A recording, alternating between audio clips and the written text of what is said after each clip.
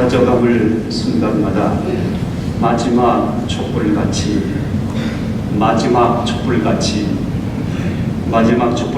사라지는 촛불의 안타까움이 아닙니다. 이제 조금만 더 타버리면 더 타올 것이 없이 죽음으로 사라지는 촛불의 허물을 느껴본 적이 있으십니까? 여인의 애절한 기도였습니다. 내 생명 사라져감이 마지막 타서 없어지는 촛불 같다는 것입니다. 이제 조금밖에 더 탈 것이 없는데 내 생명 그렇게 사그러져 가고 있는데 나에게는 소망이 없었습니다. 사마리아 여인의 마음이 마지막 타면 곧 없어지고 말 촛불 같았을 것 같았어. 사라져가는 촛불과 같은 나의 생명, 이제 조금만 더 타면은 없어질 나의 생명, 어찌하오리까. 사그러져 가고 있지만 그녀에게는 그러한 생명의 갈증이 있었습니다. 깊은 갈증이 있었습니다. 세상의 어느 것으로 채울 수 없는 깊은 갈증, 목이 타오르고 존재가 타오르고 갈증이 있었습니다. 예수님, 나는 목마릅니다. 예수님, 나는 목마릅니다. 예수님 목마릅니다.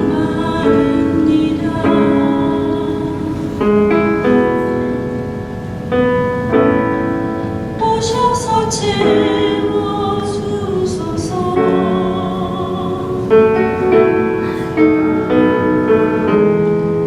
예수님 목마릅니다.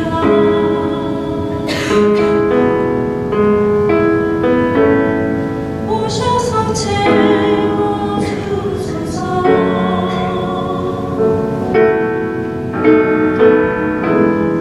예수님 목마릅니다.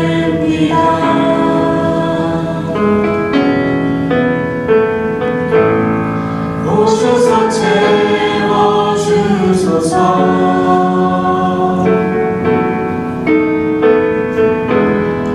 예수님 목마릅니다.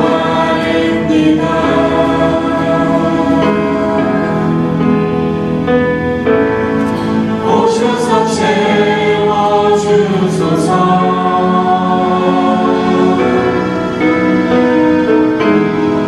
예수님 목마릅니다.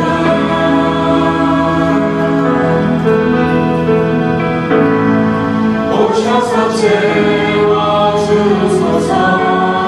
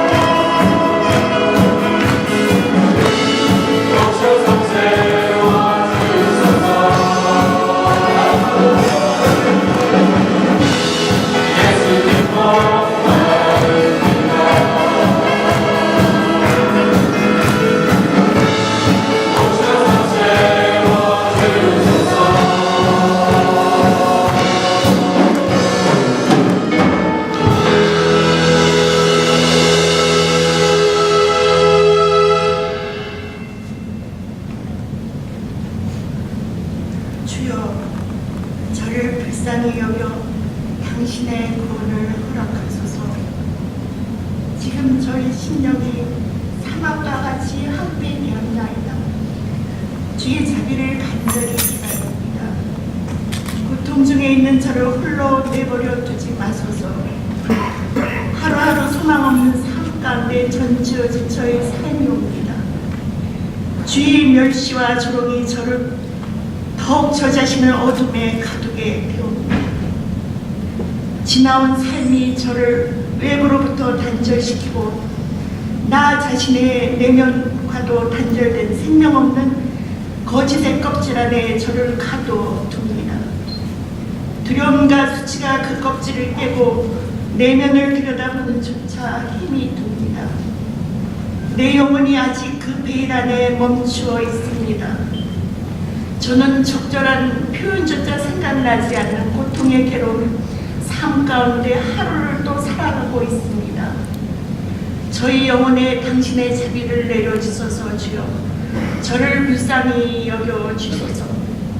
이러한 기도로 지나던 어느 날 주님께서 저희 마음을 따스한 손길로 만져주셨습니다. 저에게 얽혀있는 사슬들이 끊어짐을 느낌과 함께 진실을 향한 소망을 주님께서 주셨습니다. 이웃과도 따뜻한 연결이 이루어지는 생명을 경험하였습니다. 저를 있는 그대로 받으신 나의 생명 되시는 예수님, 당신을 사랑합니다. 예수님의 이름으로 기도합니다.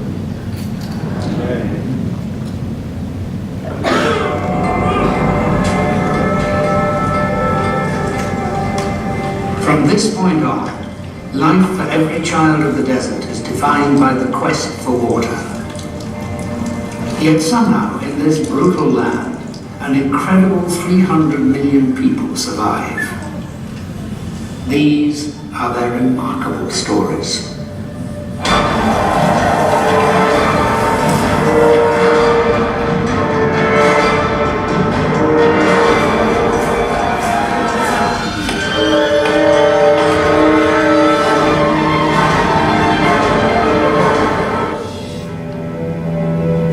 Imagine you're a woman or a child in Northern Kenya.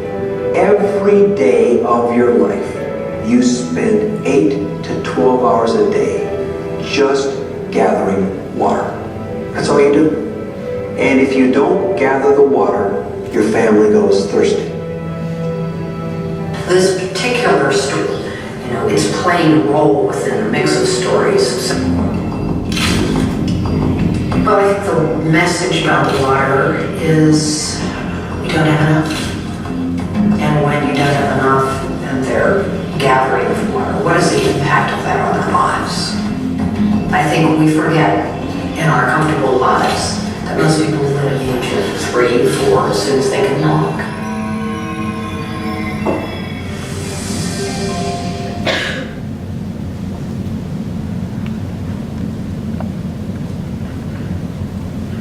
물은 생명입니다.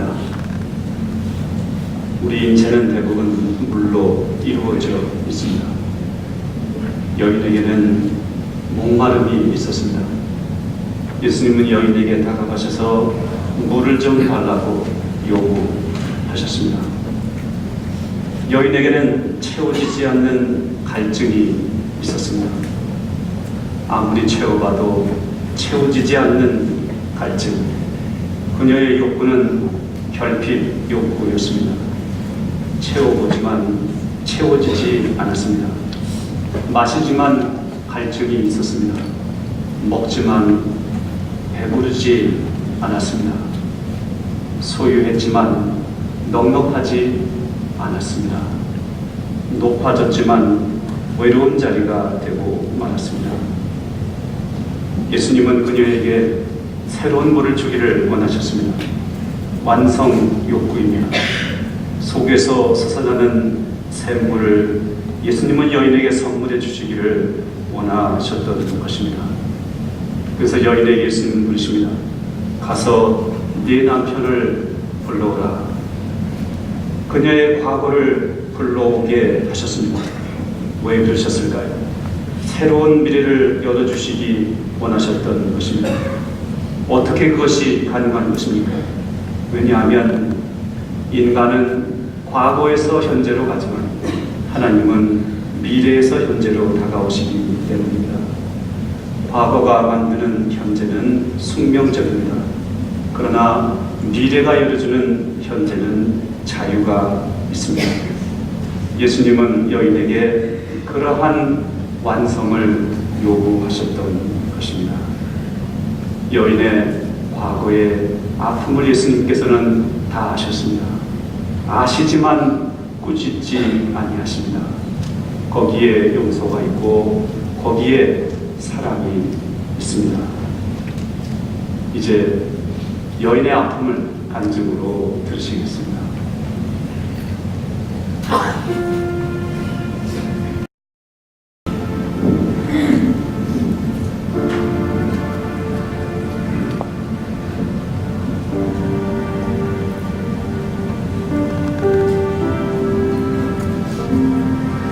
안녕하세요.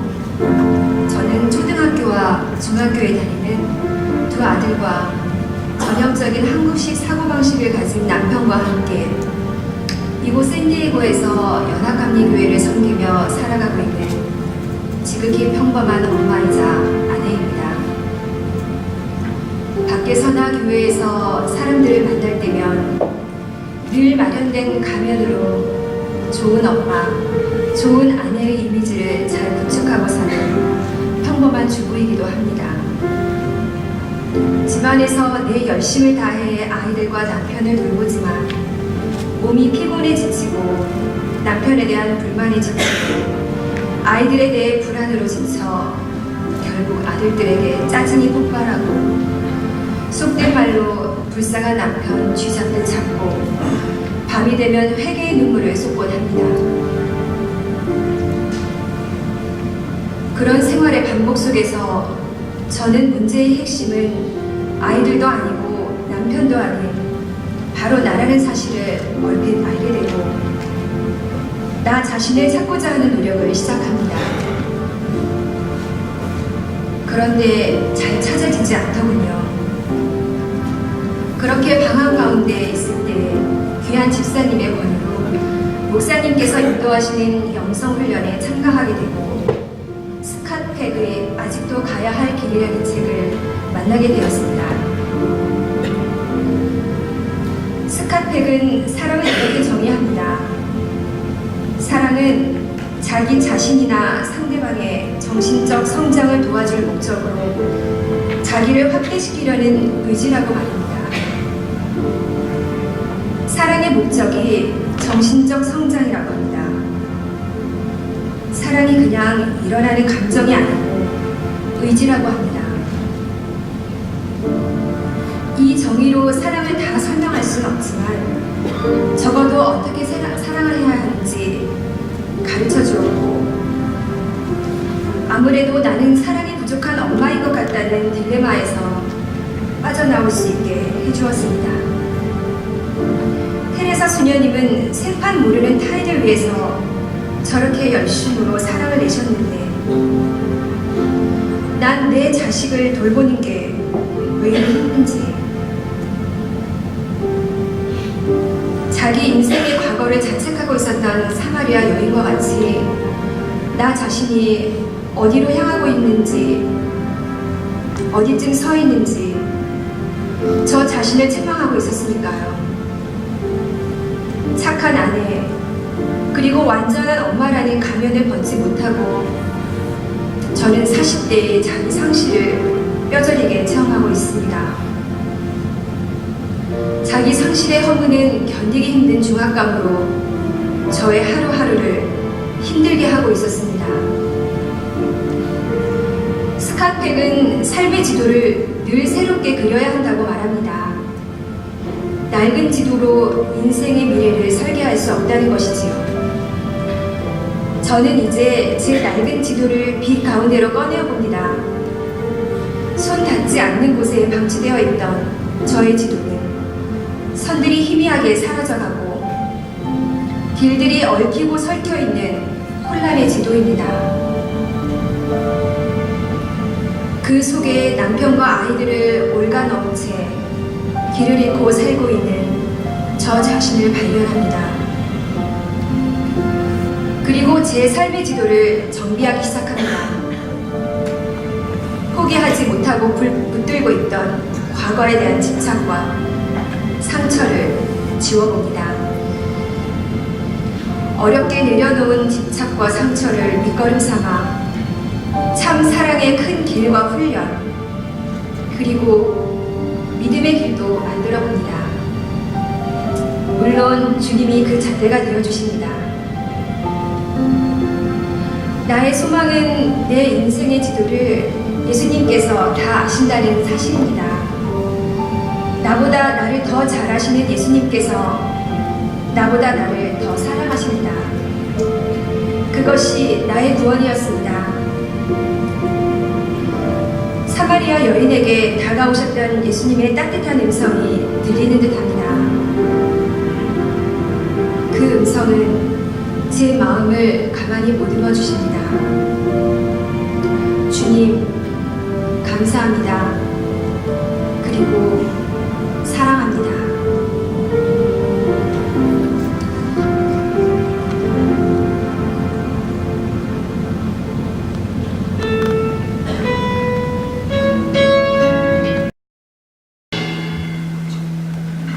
요한복음 4장 19절로 26절. 여자가 이르되 주여 내가 보니 선지자로소이다. 우리 조상들은 이 산에서 예배하였는데 당신들의 말은 예배할 곳이 예루살렘에 있다 하더이다. 예수께서 이르시되 여자여 내 말을 믿으라. 이 산에서도 말고 예루살렘에서도 말고 너희가 아버지께 예배할 때가 이르리라.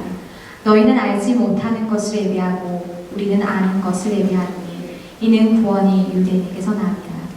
아버지께 참되게 예배하는 자들은 영과 진리로 예배할 때가 오나니 곧 이때라. 아버지께서는 자기에게 이렇게 예배하는 자들을 찾으시느니라. 하나님은 영이시니 예배하는 자가 영과 진리로 예배할지니라.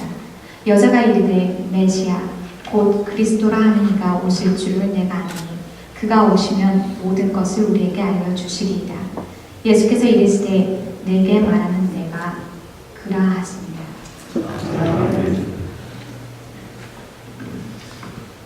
여인은 우물가에 다가온 그분을 처음에는 유대인 남자로 만났습니다. 유대인 남자인 당신이 왜 사마리아 여자인 나에게 오십니까? 반문을 한다. 그런데 그녀의 과거를 다 불러내신 예수님 앞에 여인은 새롭게 고백을 합니다.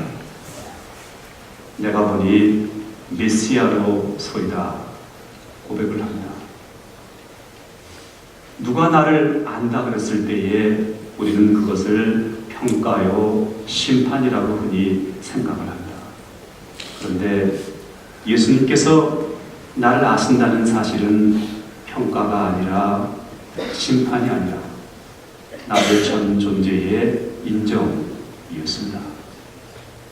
나의 부분만 원하시는 예수님이 아니라 나의 전체를 원하시는 예수님을 만나게 됩니다.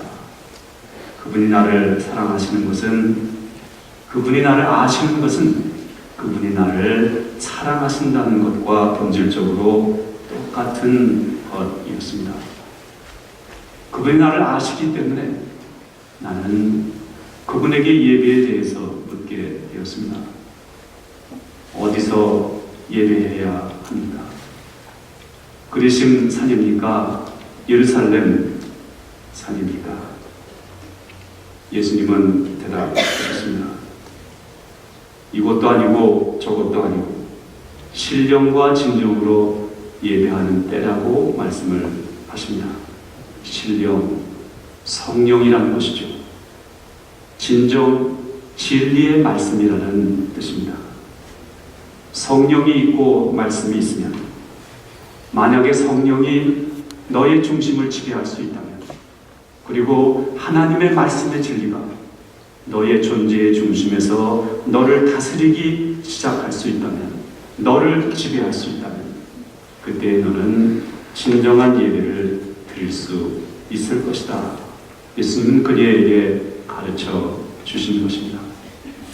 이 전통도 아니고 저 전통도 아니었습니다. 성령으로 진리를 깨닫는 자리가 예배의 참 장소임을 예수님은 그녀에게 가르쳐 주신 것이었습니다.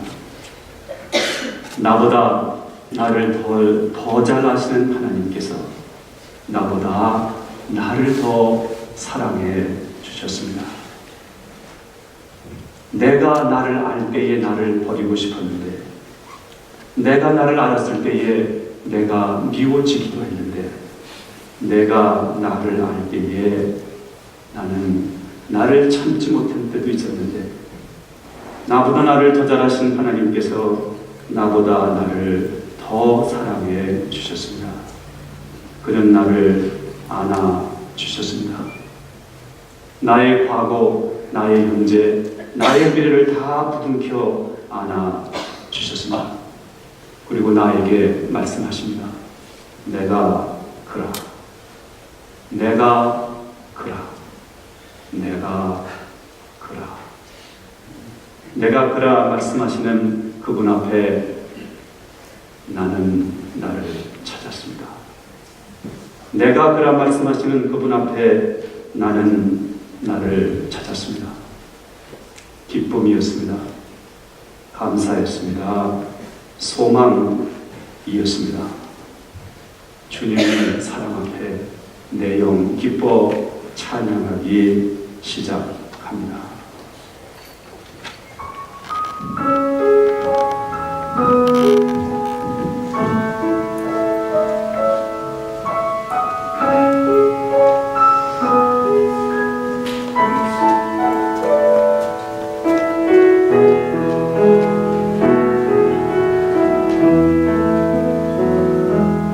오직 주의 사랑에 내 영 기뻐 노래합니다. 이 소망의 언덕 기쁨의 땅에서 주께 사랑드립니다. 오직 주의 임재 안에 갇혀 내 영 기뻐 찬양합니다.